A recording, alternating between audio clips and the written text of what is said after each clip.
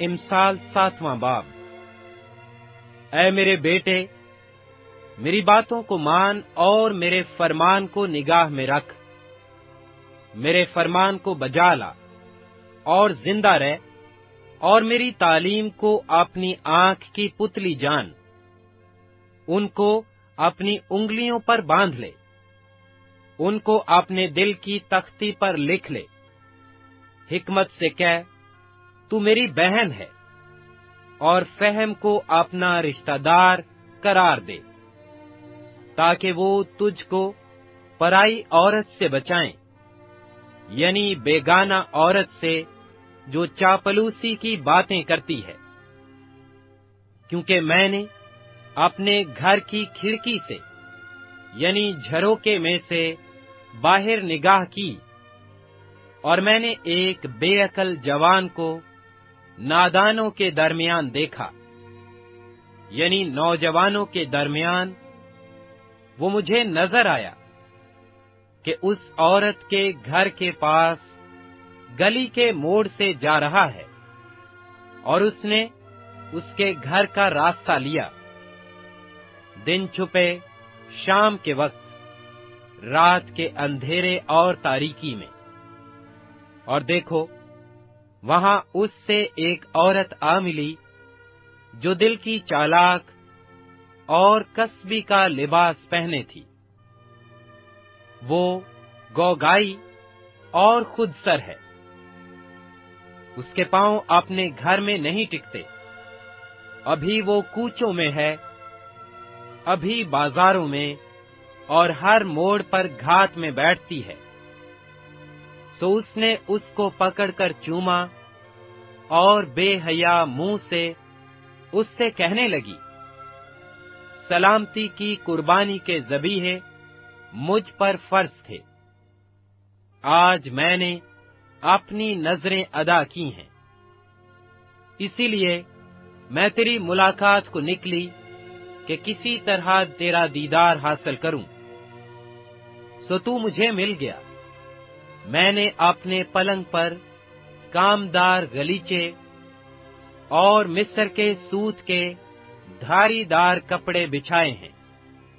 میں نے اپنے بستر کو مر اور عود اور دار چینی سے معطر کیا ہے۔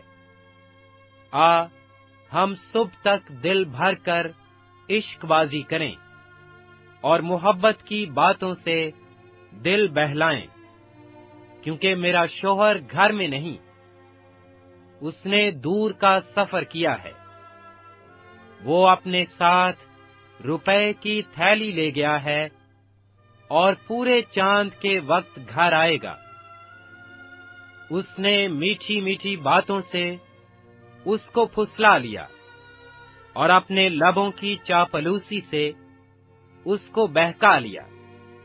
وہ فوراً اس کے پیچھے ہو لیا، جیسے بیل ذبح ہونے کو جاتا ہے، یا بیڑیوں میں احمق سزا پانے کو، جیسے پرندہ جال کی طرف تیز جاتا ہے اور نہیں جانتا کہ وہ اس کی جان کے لیے ہے، حتیٰ کہ تیر اس کے جگر کے پار ہو جائے گا۔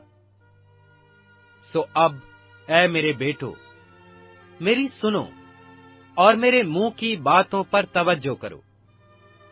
تیرا دل اس کی راہوں کی طرف مائل نہ ہو، تو اس کے راستوں میں گمراہ نہ ہو، کیونکہ اس نے بہتوں کو زخمی کر کے گرا دیا ہے، بلکہ اس کے مقتول بے شمار ہیں۔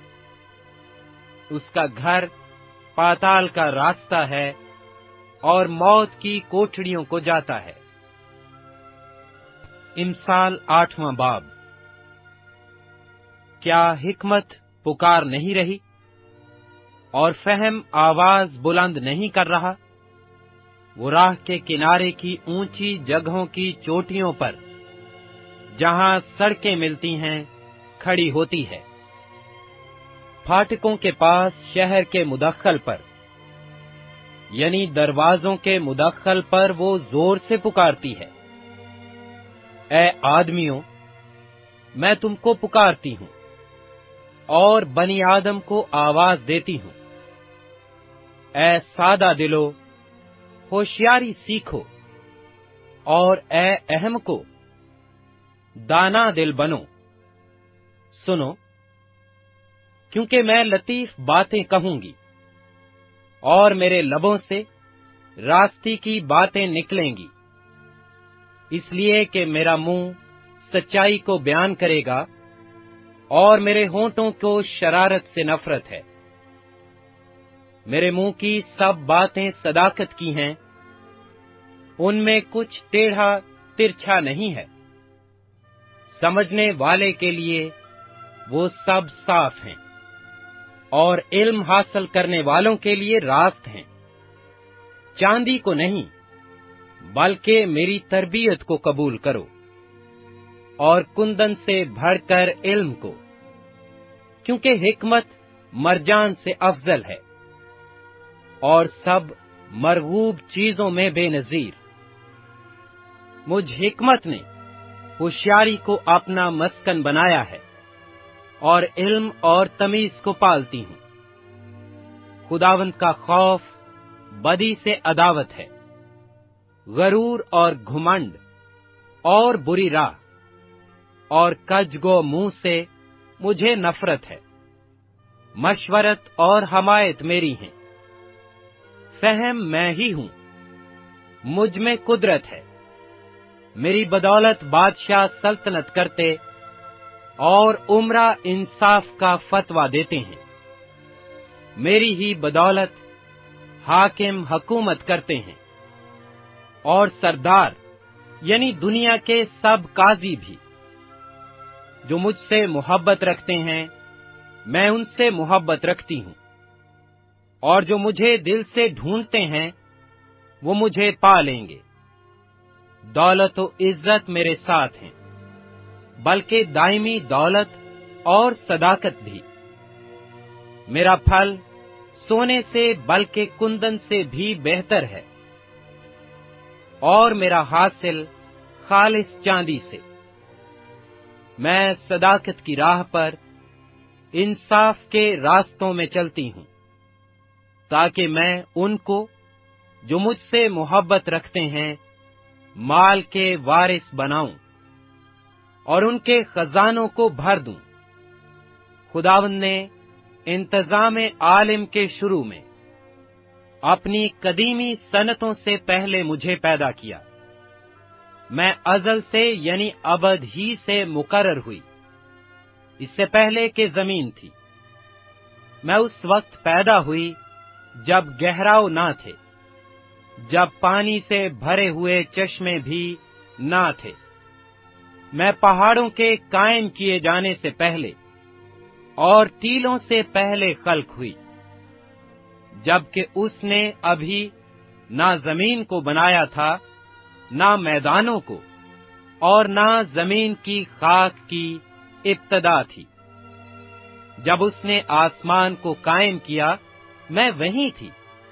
جب اس نے سمندر کی سطح پر دائرہ کھینچا، جب اس نے اوپر افلاک کو استوار کیا، اور گہراؤ کے سوتے مضبوط ہو گئے، جب اس نے سمندر کی حد ٹھہرائی تاکہ پانی اس کے حکم کو نہ توڑے، جب اس نے زمین کی بنیاد کے نشان لگائے، اس وقت ماہر کاریگر کی مانند میں اس کے پاس تھی، اور میں ہر روز اس کی خوشنودی تھی، اور ہمیشہ اس کے حضور شادمان رہتی تھی۔ آبادی کے لائق زمین سے شادمان تھی، اور میری خوشنودی بنی آدم کی صحبت میں تھی۔ اس لیے اے میرے بیٹو، میری سنو، کیونکہ مبارک ہیں وہ جو میری راہوں پر چلتے ہیں۔ تربیت کی بات سنو اور دانا بنو، اور اس کو رد نہ کرو۔ مبارک ہے وہ آدمی جو میری سنتا ہے، اور ہر روز میرے پھاٹکوں پر انتظار کرتا ہے، اور میرے دروازوں کی چوکھٹوں پر ٹھہرا رہتا ہے، کیونکہ جو مجھ کو پاتا ہے जिंदगी पाता है और वो खुदावंद का मकबूल होगा। लेकिन जो मुझसे भटक जाता है, अपनी ही जान को नुकसान पहुंचाता है। मुझसे अदावत रखने वाले सब मौत से मोहब्बत रखते हैं। इमसाल 9वां बाब। हिकमत ने अपना घर बना लिया, उसने अपने 7 सतून तराश लिए हैं। उसने अपने जानवरों को ज़िबा कर लिया और अपनी मै मिलाकर तैयार कर ली। उसने अपना दस्तरखान भी चुन लिया। उसने अपनी सहेलियों को रवाना किया है। वो खुद शहर की ऊंची जगहों पर पुकारती हैं। जो सादा दिल है, इधर आ जाए। और बेअकल से वो ये कहती है, आओ मेरी रोटी में से खाओ और मेरी मिलाई हुई मैं में से पियो। ऐ सादा दिलो, बाज आओ और जिंदा रहो और फहम की राह पर चलो। ठट्ठाबाज को तंबी करने वाला लान तान उठाएगा और शरीर को मलामत करने वाले पर दब्बा लगेगा। ठट्ठाबाज को मलामत ना कर, ना हो कि वो तुझसे अदावत रखने लगे।